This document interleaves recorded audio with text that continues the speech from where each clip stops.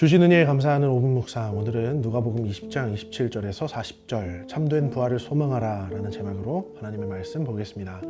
오늘 본문의 말씀은 부활을 믿지 않았던 사두개인들이 예수님을 시험하고자 질문하는 장면이며, 이 질문에 대답하시는 예수님의 말씀을 통해 부활에 대한 예수님의 큰 가르침을 얻게 되는 말씀입니다.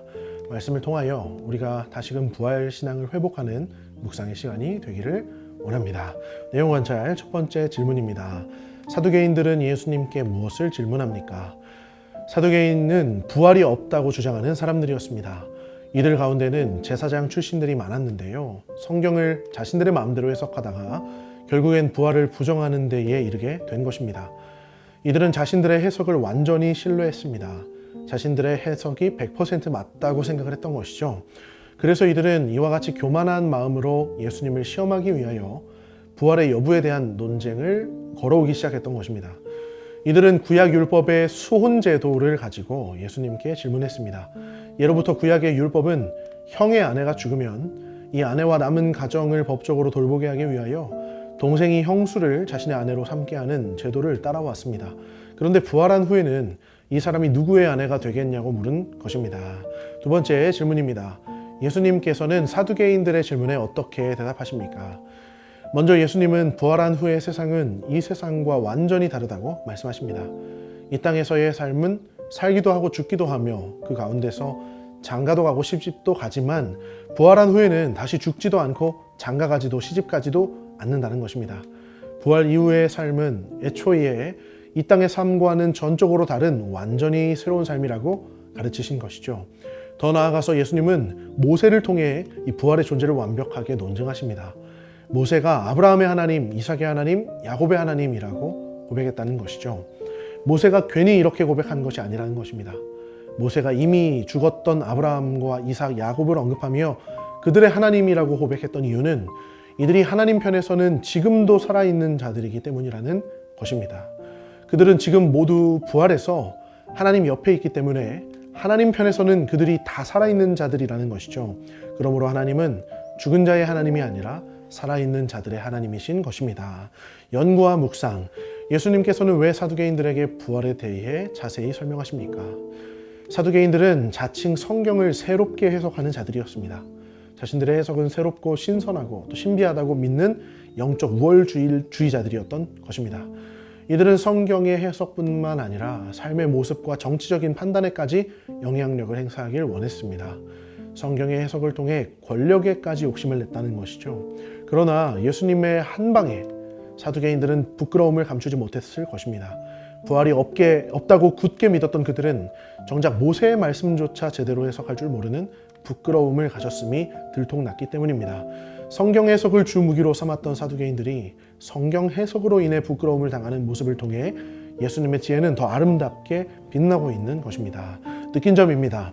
부활을 부정하며 예수님을 곤경에 빠뜨리고자 질문했던 사두개인들의 모습을 보며 무엇을 느낍니까? 예수님을 믿지 않는 사람들은 그를 반대하는 특성을 가지고 있습니다. 이 세상에는 예수님을 믿지 않는 사람들이 있습니다. 그런데 그들은 단지 예수님을 믿지만 않는 것이 아니라 오히려 그를 부정하고 곤경에 빠뜨리려는 심리를 가지고 있다는 것이죠. 이것이 사람이 가진 죄악된 본성입니다. 교활한 사두개인의 질문을 보며 우리 자신은 그렇지 않다고 생각할지 모릅니다. 하지만 우리 안의 죄성은 언제나 하나님의 말씀을 거역하고 그 말씀을 바르지 않게 해석하며 내 생각이 맞다, 내 해석이 맞다 하고 고집을 부리려는 특성을 가지고 있는 것입니다. 성경은 이웃을 사랑하라 말하지만 정말 성경이 말한 대로 남을 사랑하기만 하면 나는 세상에서 무시당하는 삶을 살게 될 거야. 성경은 교회 봉사가 성도의 의무라고 말하지만 나는 봉사하지 않아도 하나님을 신실하게 섬기는 사람이야 하고 생각할 때는 없었는지요. 사두개인들 뿐만이 아니라 우리 자신도 하나님의 말씀을 부정하며 나의 생각만을 관철하고자 하는 마음이 없었는지 돌아보아야 할 것입니다. 결단과 적용입니다. 부활을 소망하기보다 현실의 삶에 대한 애착에 사로잡힌 적이 있다면 언제입니까? 날마다 예수님께서 말씀하신 부활을 소망하며 살기 위해 무엇을 결단하겠습니까? 사두개인들의 영향력은 조금씩 쇠퇴하다가 예루살렘 성전 파괴 후에 완전히 소멸하여 사라지게 됩니다. 한때 새로움을 주는 해석법의 영향력은 영원한 진리의 진실 앞에서 바람의 촛불처럼 금세 사라지게 되는 것입니다. 예수님은 부활 이후의 삶은 이 땅에서의 삶과 완전히 다른 모습을 하고 있다고 말씀하십니다. 더 이상 죽음이 없는 곳, 하루하루 죽어가는 것이 아니라 하루하루 새 생명으로 살아나며 살아가는 곳, 예수님은 이 땅의 삶에 만족하는 것이 아니라 저 부활의 삶을 바라보고 살기를 원하셨습니다. 눈을 뜨라고 말씀하신 것입니다. 부활은 사실입니다. 이 땅에서의 삶을 마치면 우리는 부활의 생명을 입을 것을 믿고 있습니다.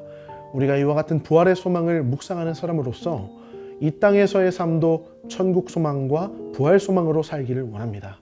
여러 가지 현실의 문제들은 우리를 눈앞의 것만 바라보게 하지만 저 천국을 바라보는 거시적인 눈으로 오늘 하루의 일상을 살아갈 수 있는 주의 자녀가 다 되기를 소망합니다. 이 시간 함께 합심하여 기도하기를 원합니다. 우리의 눈을 뜨게 하셔서 부활의 능력이 깨달아지게 하시고 부활의 소망이 삶의 참 소망이 되게 하소서. 말씀을 사랑하며 온전히 의지하게 하시고 말씀 앞에서 내 모든 생각이 꺾이고 다듬어지게 하소서. 성문교회와 모든 영가족이 부활의 소망을 의지하게 하시고 신실하게 하나님을 바라보게 하옵소서.